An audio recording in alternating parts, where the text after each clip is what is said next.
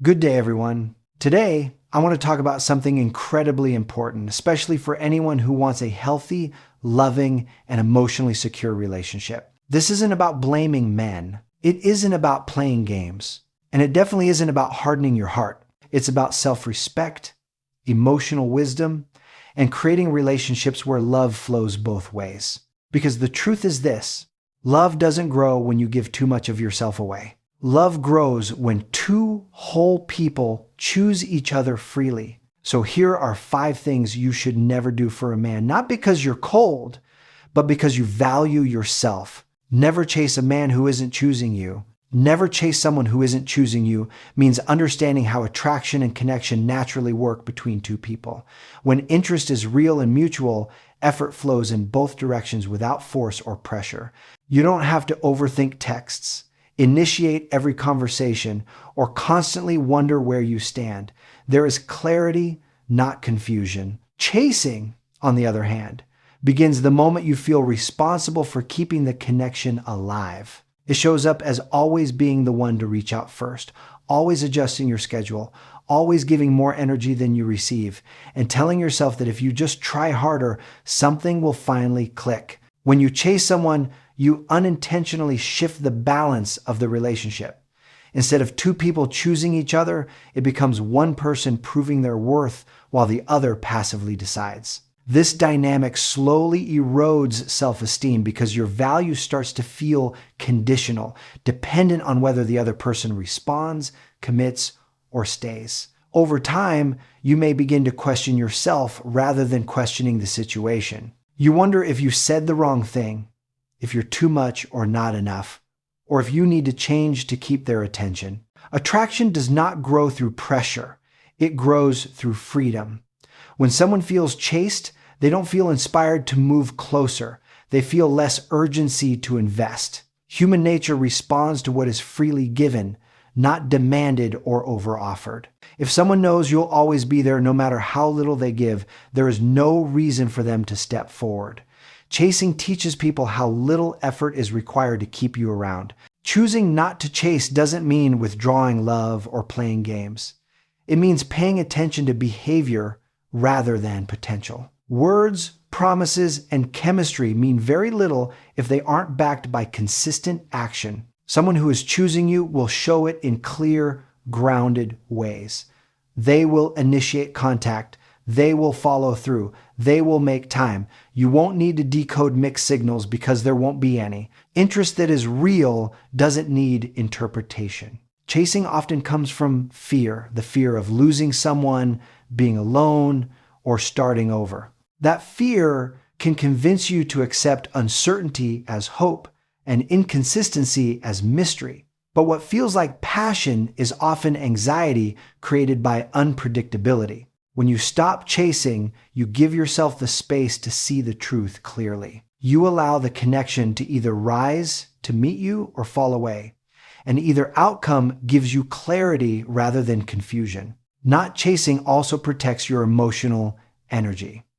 Your time, attention, and care are valuable resources, not tools for persuasion. When you invest them where they are not reciprocated, you drain yourself and neglect your own needs. You begin to revolve around someone else's availability instead of honoring your own life, goals, and well-being. Choosing not to chase is choosing to stay grounded in your own center rather than orbiting around someone else. When you step back from chasing, you send a powerful message without saying a word. You communicate self-respect, emotional maturity, and confidence. You demonstrate that connection is a choice, not a pursuit. This creates space for the other person to step up if they truly want to. And if they don't, you haven't lost anything. You've simply avoided investing deeper into a situation that wasn't aligned. There is strength in allowing someone to reveal their level of interest through their actions. You don't need to test, push, or pursue to get answers. Time and consistency do that for you. When someone is meant to be in your life, effort won't feel like a struggle or a strategy. It will feel natural, mutual, and steady. Chasing replaces trust with control, while choosing yourself restores balance and emotional safety. Letting go of the urge to chase requires courage because it asks you to trust that what is meant for you will meet you halfway. It asks you to believe that love doesn't require convincing, chasing, or proving. When you stop running after someone who isn't choosing you, you create room for connections that are rooted in mutual desire rather than one-sided effort. Number 2, never shrink yourself to be chosen. Never shrink yourself to be accepted is about refusing to abandon who you are in order to keep someone interested. Shrinking yourself can be subtle at first. It might look like laughing at things that make you uncomfortable, staying quiet when something hurts, or pretending you need less than you actually do. Over time, it can grow into minimizing your opinions, hiding your ambitions, or softening your personality so you appear easier to love. You may tell yourself you're being flexible or understanding, but deep down you feel the tension of holding parts of yourself back. When you shrink, you send the message that your needs and boundaries are negotiable. You teach others that your comfort comes second to their approval. This doesn't create closeness, it creates imbalance. A relationship built on self-silencing may survive for a while, but it won't feel safe or fulfilling. The parts of you that are unseen don't disappear, they become resentment, exhaustion, and emotional distance. True connection requires authenticity. If you are constantly editing yourself, the person in front of you isn't falling in love with you, but with a filtered version designed to be acceptable. This is painful because even if you are chosen, you were chosen for someone you had to pretend to be. That kind of acceptance never feels secure because it can be taken away the moment you stop performing. Many people shrink out of fear of being too much, too emotional, too ambitious, too opinionated, too sensitive. But what is too much for one person is exactly right for another. When you dim your light to fit into someone else's comfort zone, you lose the chance to meet someone who would be energized by your fullness. You trade potential compatibility for temporary approval. Shrinking also disconnects you from your intuition. When you ignore your feelings repeatedly, you stop trusting yourself. You may stay in situations that don't feel right because you've trained yourself to override your inner voice. Over time, this can make it difficult to recognize what you truly want, because you've been prioritizing acceptance over alignment. There is also a cost to your self-worth. Each time you stay silent when you want to speak, each time you compromise a boundary to avoid conflict, you reinforce the belief that love must be earned by self-sacrifice. This belief makes it harder to ask for what you need and easier to accept less than you deserve. You begin to equate peace with silence and love with endurance. Not shrinking yourself doesn't mean being rigid, harsh, or unwilling to grow. Growth in relationships is natural and healthy. The difference is whether you are expanding into a better version of yourself or compressing into a smaller one. Expansion feels challenging but empowering. Shrinking feels heavy and constricting. One brings you closer to yourself, the other pulls you away. When you show up fully, you allow relationships to form on honest ground. Some people may walk away not because you are wrong, but because you are not a fit. This is not rejection, it is information. It saves you from investing in connections that require you to disappear in order to stay. The right person doesn't feel threatened by your needs or diminished by your strength. They don't ask you to be quieter, smaller, or less alive. Choosing not to shrink is choosing self-respect. It is trusting that being real is more important than being liked. It is allowing your voice, values, and desires to take up space. When you stop bending yourself into shapes that don't fit, you stop attracting relationships that require you to stay bent. You create room for a connection where your presence is welcomed, not managed. Number 3, never do the emotional work he won't do himself. Never do emotional work for someone unwilling to grow is about recognizing where responsibility truly belongs in a relationship. Emotional work includes self-reflection, healing past wounds, regulating emotions, taking accountability, and making intentional changes. When one person consistently avoids this work, the other often steps in to compensate, believing that love means helping, fixing, or carrying what the other refuses to face. At first, this can feel compassionate and supportive, but over time it becomes draining and deeply unbalanced. You may find yourself explaining their feelings to them, justifying their behavior, or making excuses for their emotional unavailability. You might become the translator of their moods, the stabilizer of their chaos, or the one who constantly initiates difficult conversations. Instead of meeting you halfway, they lean back while you lean forward. The relationship slowly turns into a dynamic where one person grows and the other remains emotionally stagnant. Emotional growth cannot be outsourced. No amount of patience, understanding, or love can replace someone's willingness to look inward and take responsibility for themselves. When you do the emotional work for someone else, you delay their growth and sacrifice your own well-being. You begin to carry burdens that were never meant to be yours, mistaking endurance for devotion and exhaustion for commitment. There is often a hope that if you model healthy communication or provide enough safety, the other person will eventually change. But change only happens when someone feels personally motivated to evolve, not when they are being managed. When you absorb the emotional labor, you remove the natural consequences that might otherwise prompt growth. Comfort without accountability rarely leads to transformation. Over time, this imbalance affects how you see yourself. You may feel responsible for the emotional climate of the relationship, believing it is your job to keep things calm, positive, or stable. You become hyper-aware of their reactions, carefully choosing your words to avoid triggering defensiveness or withdrawal. Your needs are postponed, your feelings minimized, and your emotional expression filtered to accommodate their limitations. Doing someone else's emotional work can also blur boundaries. You may confuse empathy with self-sacrifice and loyalty with over-functioning. While empathy allows you to understand someone's pain, it does not require you to carry it for them. Healthy boundaries acknowledge where your role ends and theirs begins. Without these boundaries, love turns into labor and connection turns into obligation. A relationship should be a place of mutual support, not one-sided repair.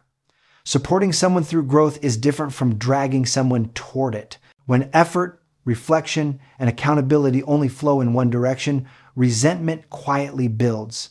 You may start to feel unseen or unappreciated, even if the other person relies heavily on you. Dependence is not the same as partnership.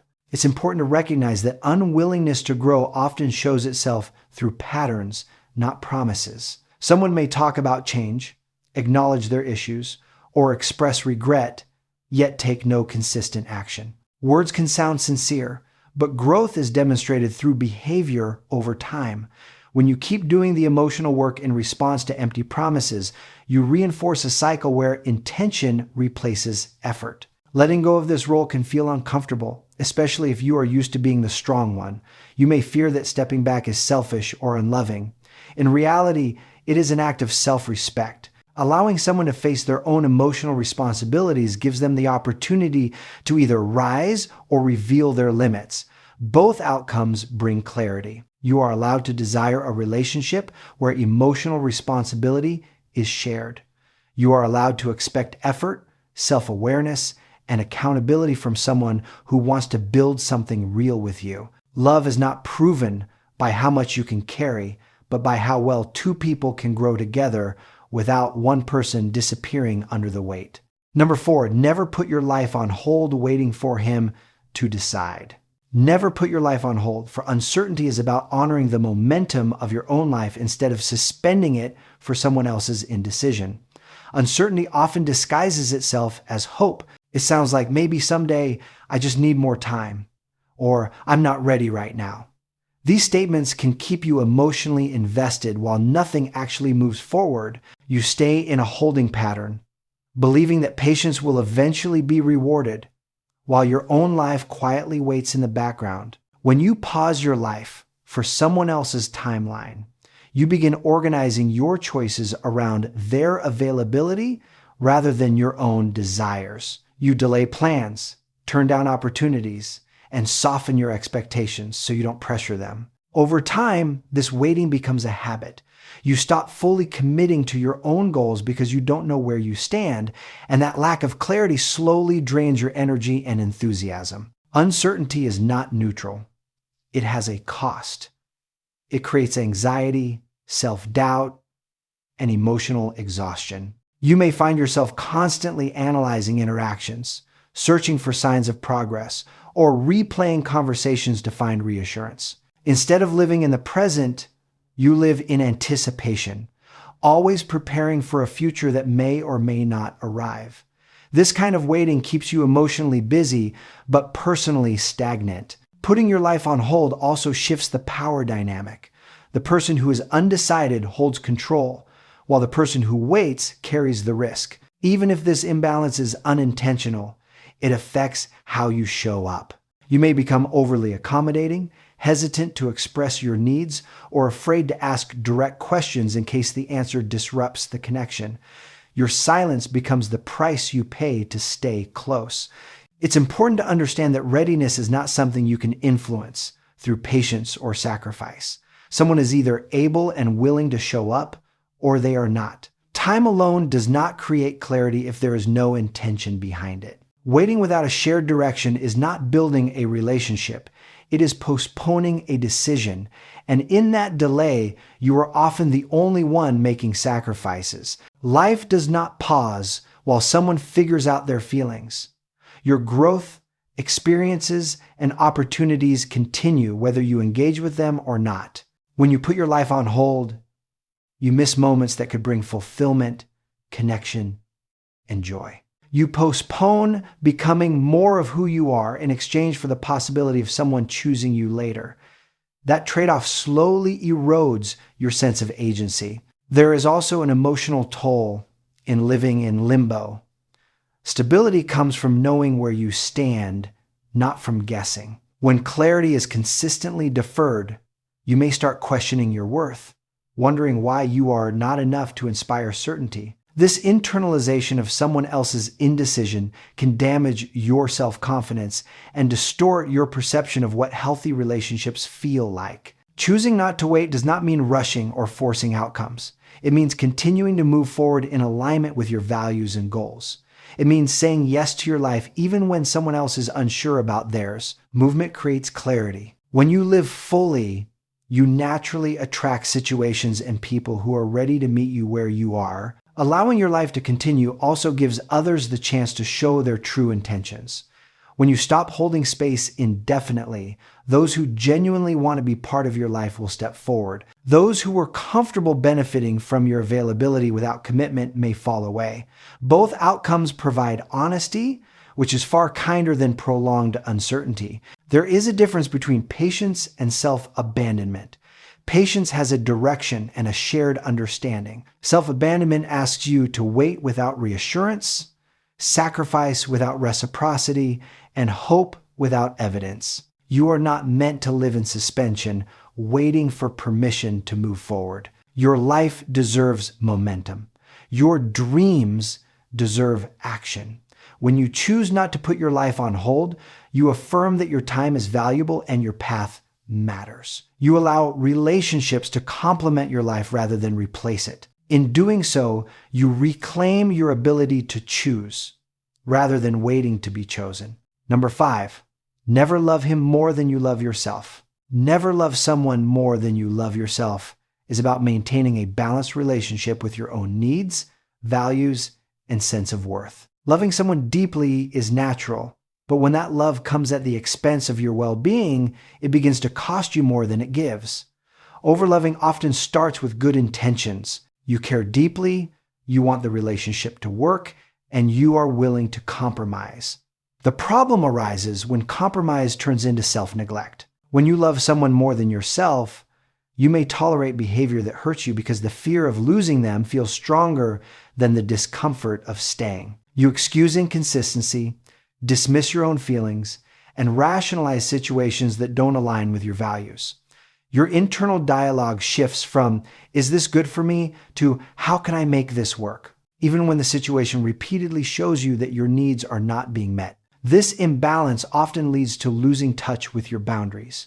You may say yes when you want to say no, stay when you want to leave, and give more than you have to give. Over time, your sense of self becomes entangled with the relationship. Your mood, confidence, and self-worth rise and fall based on how the other person treats you. Their attention becomes validation, and their withdrawal feels like rejection of who you are. Loving someone more than yourself can also create anxiety and insecurity. When your happiness depends on another person's presence or approval, uncertainty becomes threatening. You may feel compelled to constantly reassure the relationship, seek affirmation, or monitor their behavior. This emotional dependence can make you feel powerless, as if your sense of safety is outside of your control. Healthy love does not require you to abandon yourself. It allows space for individuality, autonomy, and self-respect. When you love yourself first, you bring wholeness into a relationship rather than seeking completion from another person. You are able to give freely without losing yourself because your identity and worth are grounded internally, not borrowed from the relationship. There's also a difference between devotion and self-sacrifice. Devotion is rooted in choice and mutual respect. Self-sacrifice, when unbalanced, is rooted in fear and obligation. When you consistently put someone else's needs above your own, resentment can quietly build. Even if you never express it, your unmet needs don't disappear. They show up as emotional fatigue, frustration, or a sense of emptiness. Loving yourself more does not mean loving others less. It means refusing to accept love that requires you to shrink, suffer, or stay silent. It means recognizing that love should feel supportive, not destabilizing. When you honor your own boundaries, you teach others how to treat you. You show that care and respect are the standard, not a reward you earn through endurance. Self-love also gives you the clarity to walk away from situations that compromise your peace. When you value yourself, you don't cling to connections that cause repeated pain. You understand that loneliness is not worse than losing yourself. You trust that letting go of what harms you creates space for what can truly nourish you. In relationships where self-love is present, communication becomes more honest. You are able to express your needs without fear of abandonment because your sense of worth is not dependent on the other person's response. You can listen without losing yourself and give without depleting yourself. This balance creates emotional safety for both people. Loving yourself more also means taking responsibility for your happiness. While relationships can add meaning and joy, they are not meant to carry the full weight of your emotional fulfillment. When you cultivate a strong relationship with yourself, you bring confidence, stability, and authenticity into your connections. At its core, loving someone more than yourself places your value in someone else's hands. Loving yourself first keeps your worth rooted within you. From that place, love becomes a choice rather than a need, a partnership rather than a sacrifice, and a shared experience rather than a loss of self.